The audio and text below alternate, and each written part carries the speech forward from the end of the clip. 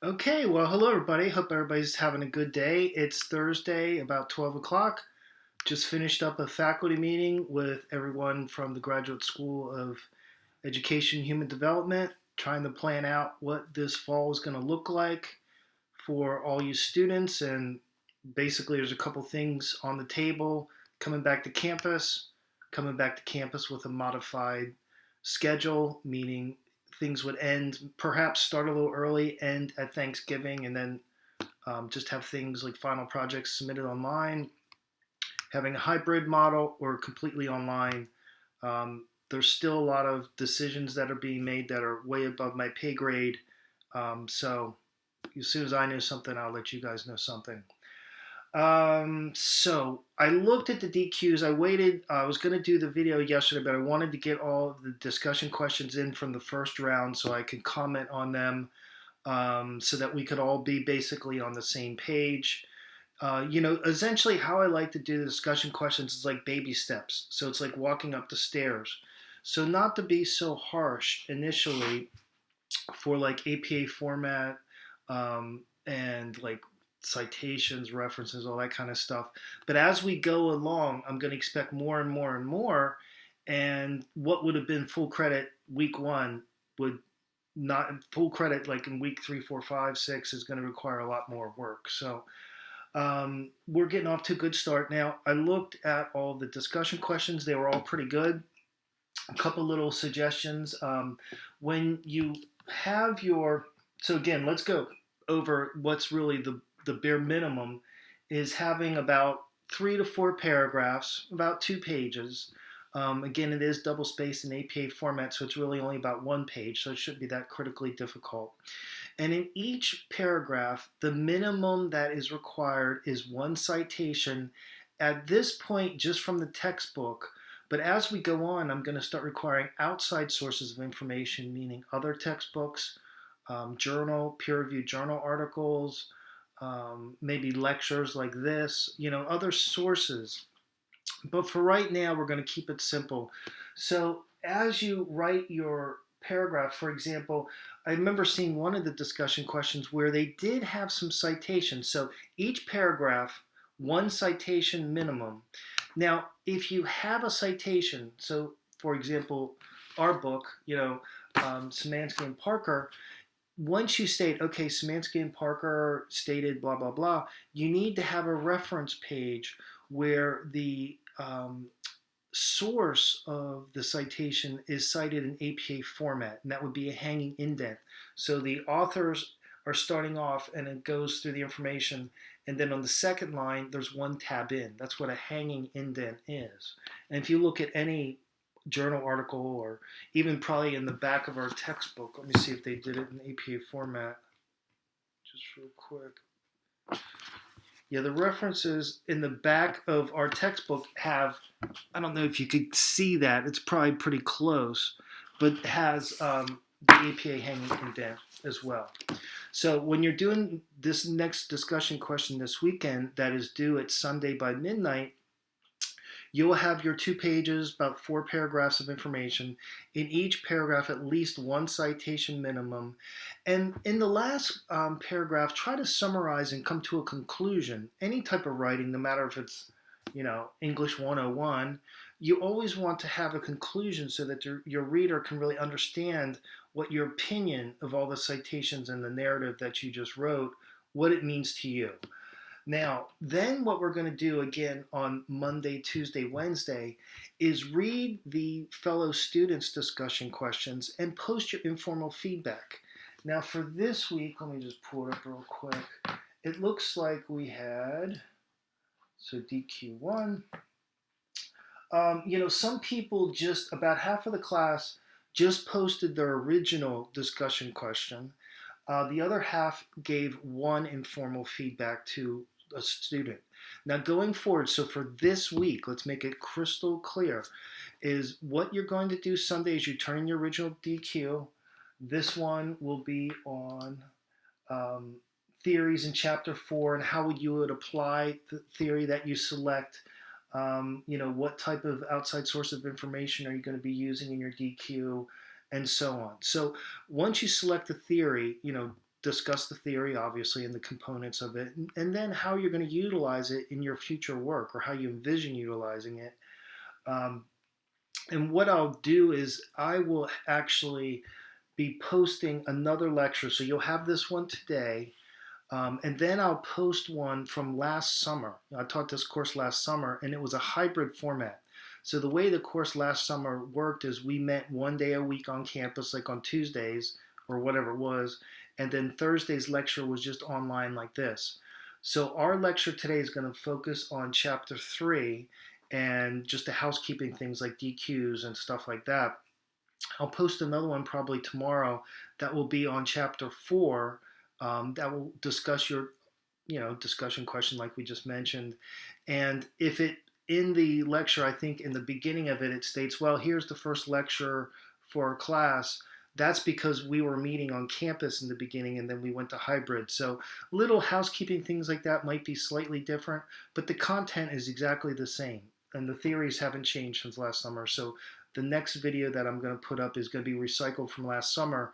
So if there's some, little intricate things like, oh, someone asked a question, or, we'll meet next week on campus, don't freak out. Just pay attention to the content.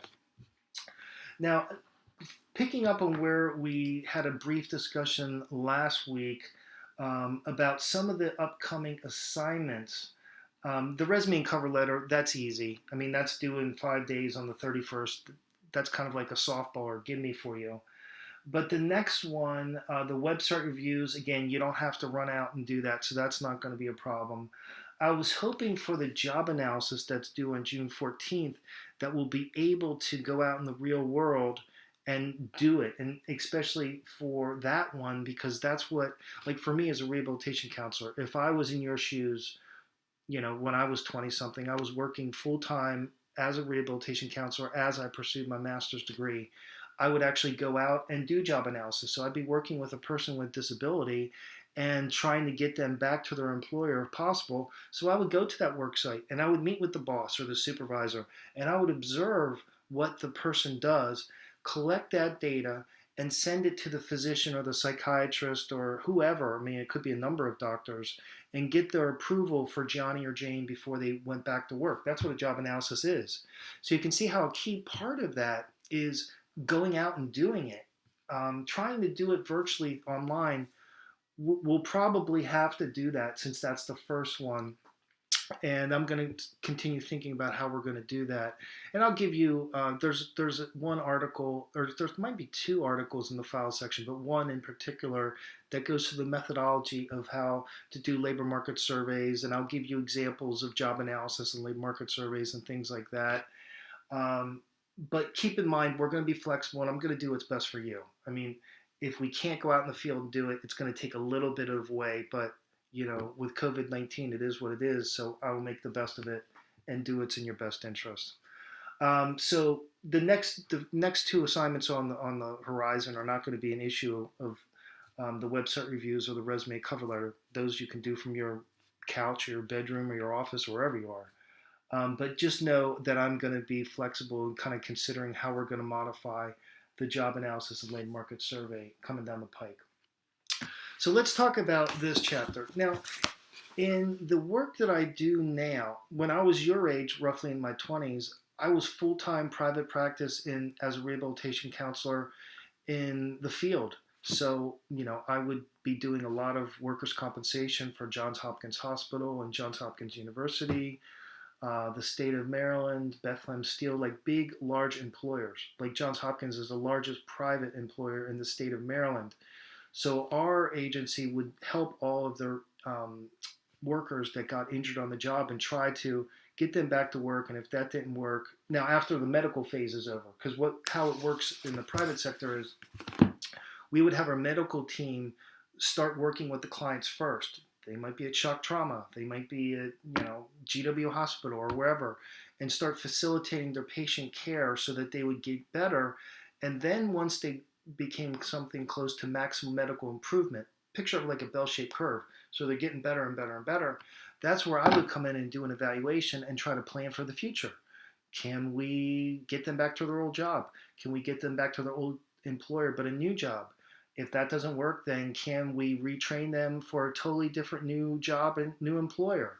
And that's kind of where I would come in and pick up the case and help that person go from point A, being totally disabled, to point B, getting back to work.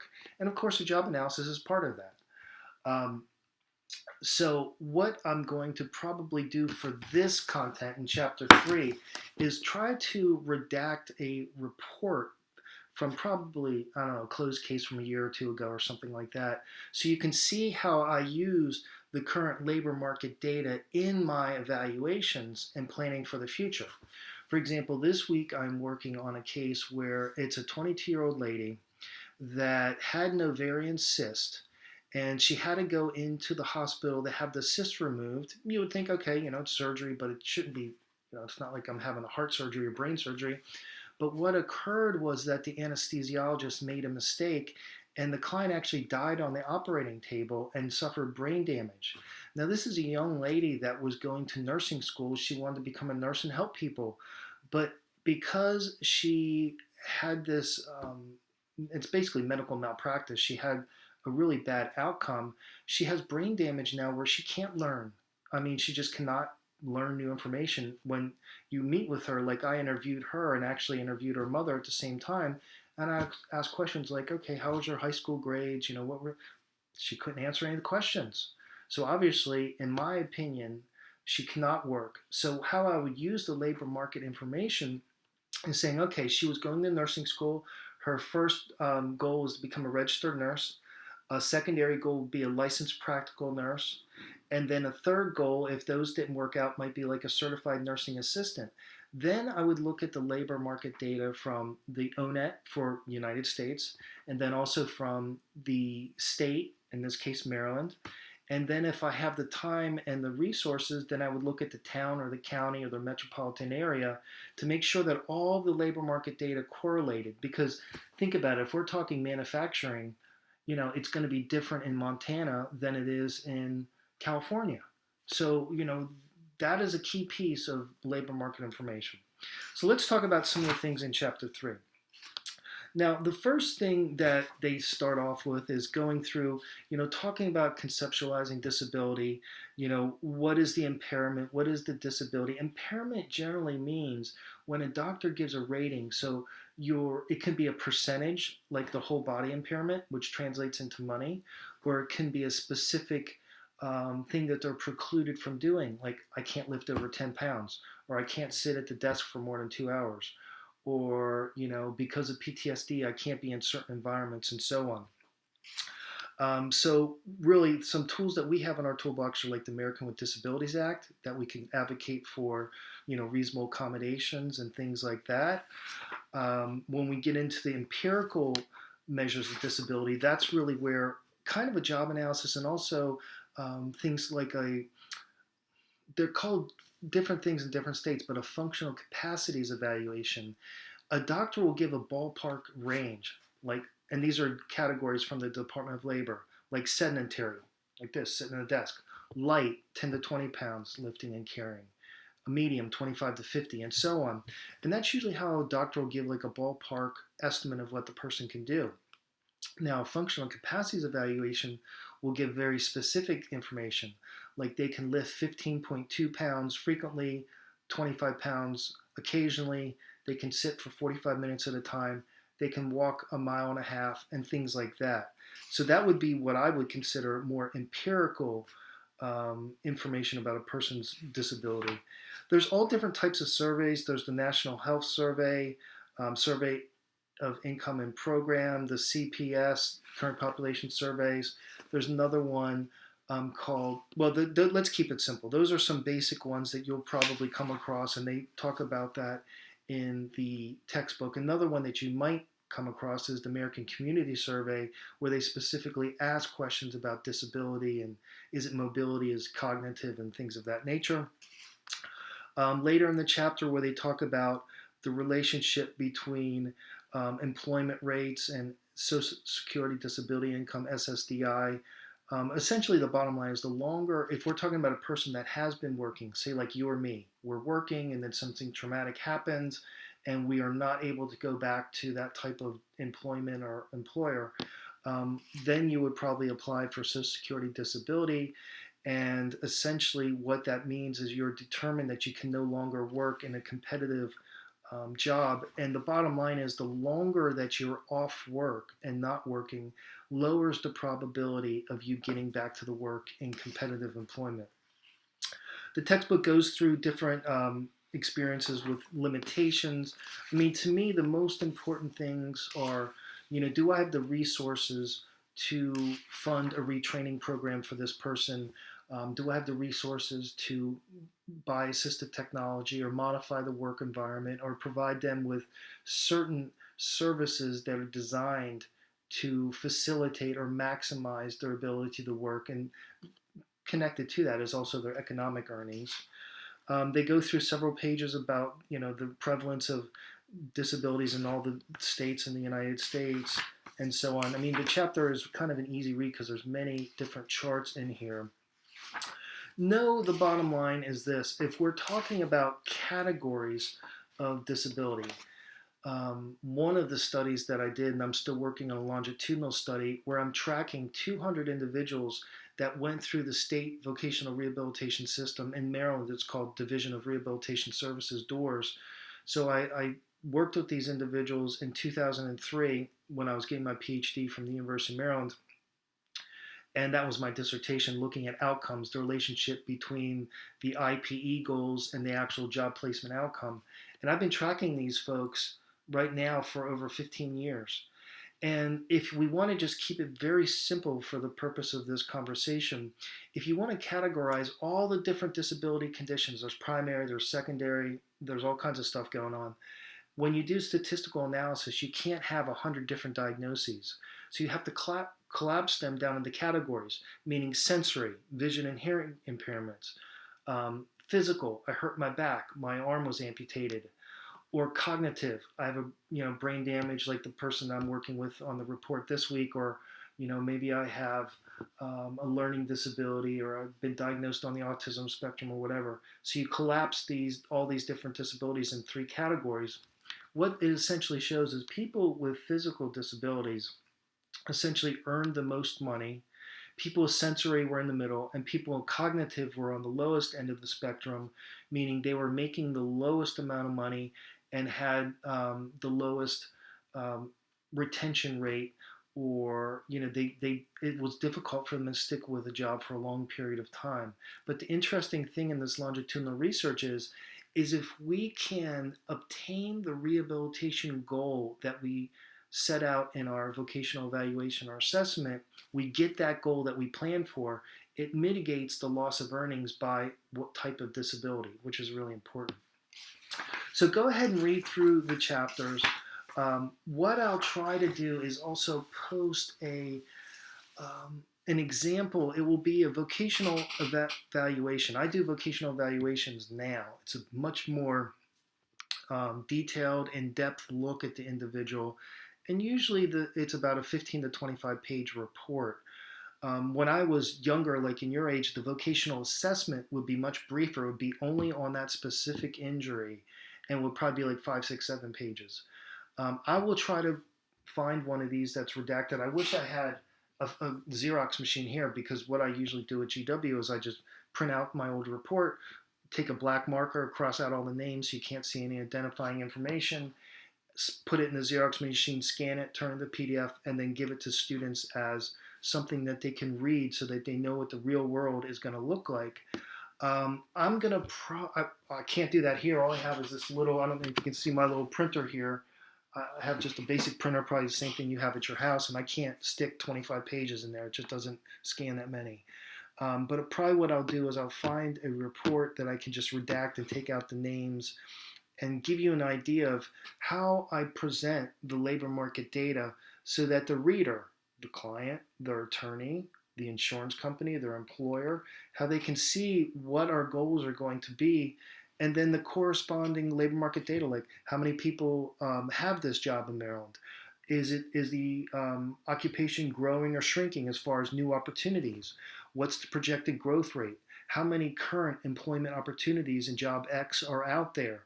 What are the wages? This is really important information that I think the person needs to know to make an informed choice of what rehabilitation option is going to be best for them. And then once that's all determined, then we would do a rehabilitation plan, or if it's in the public sector, an IPE, individualized plan for employment. And then we would provide the services. And then hopefully at the end of that plan, the person goes back to work. So that is the chapter in a nutshell. Trying to think if there's anything else. We talked about the DQs. We talked about the upcoming assignments. Just try to put a little bit more of supporting information and citations in the next round of DQs. Make sure that you do have a separate reference page citing where the information came from. In this case, it's going to be our textbook, which is going to be easy. And I'm trying to think if there are any other issues we should talk about today. I think that's about it. So if you have any questions, please let me know. But our game plan for this week is to get the second discussion question in by Sunday at midnight. Then on Monday, Tuesday, Wednesday, you're going to, go some informal feedback to your fellow students. Try to get like an interaction going back and forth between, what everyone's opinion and experience and worldview are on these various topics. And then we will have the resume and cover letter assignment that would be due on the 31st. So that should be plenty for this week. And I will be, again, posting another video probably tomorrow on chapter 4. But again, it's going to be from last semester. So the content is 100% the same. There might be some small housekeeping things like we just talked about, like our upcoming assignments that might be slightly different. But I think it will be fine for our purposes. So without any further ado, I hope everybody has a great day. And if you need something, please reach out to me, and I'll try to get back with you in 24 hours or less. Take care. Bye-bye.